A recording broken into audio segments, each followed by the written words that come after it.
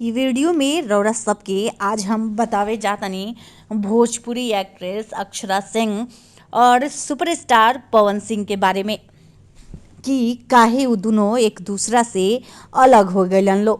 एकर 3 गो कारण रहे। रौरा सबके बता दी कि पहला कारण कि अक्षरा सिंह पवन सिंह से हमेशा सेट पे लड़त रही, जेकरा कारण हमेशा दोनों में मनमुटाव रहत रहे और ई बात सोशल मीडिया पे ना आवत रहे। दोनों अक्सर फिल्म के सेट पर लड़ाई करते देखल जात रहन लो। एमे दूसरा बड़ कारण ई रहे कि अक्षरा सिंह हमेशा ई चाहत रही कि वो पवन सिंह के फिल्म में हीरोइन बनस और कोई भी डायरेक्टर ई प्रोड्यूसर ई ना चाही कि एक ही हीरोइन हर फिल्म में रहो।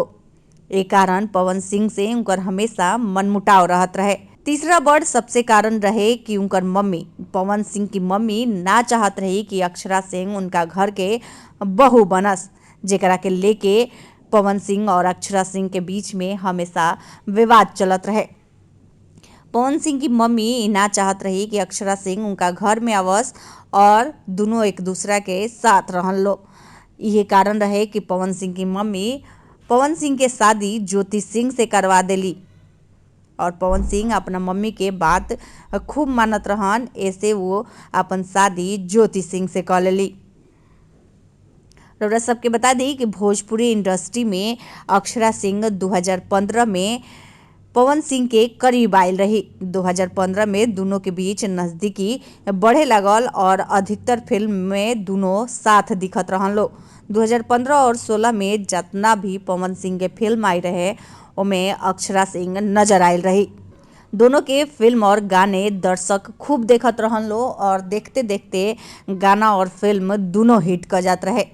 भोजपुरी फिल्म में इ दोनों के जोड़िया लोग खूब पसंद करत रहे। सारे प्रोड्यूसर और डायरेक्टर रहन लो अपने फिल्म में इनका खातिर लेवे खातिर आतुर रहत रहन लो। जनता भी इनका के खूब पसंद करत रहे। दोनों के गाना तनी फेरे दी करवटिया, हमऊ जवान बानी तूहू जवान, दैया दैया रे और कई ऐसन गाना बा जौन दोनों के साथ देखते देखते हिट कर गई। ऐसन कहल जात रहे कि पवन सिंह और अक्षरा सिंह के शादी हो जाई, लेकिन दोनों के बीच शादी ना भइल और दोनों एक दूसरे से अलग हो गई लो और अब दूसरा एक दूसरा के देखल भी ना चाहे लो। अक्षरा सिंह फिल्म इंडस्ट्री में आवते आवते तहलका मचा देली। रौरा सबके बता दी कि अक्षरा के जन्म 30 अगस्त 1993 में भइल रहे मुंबई के एगो अस्पताल में।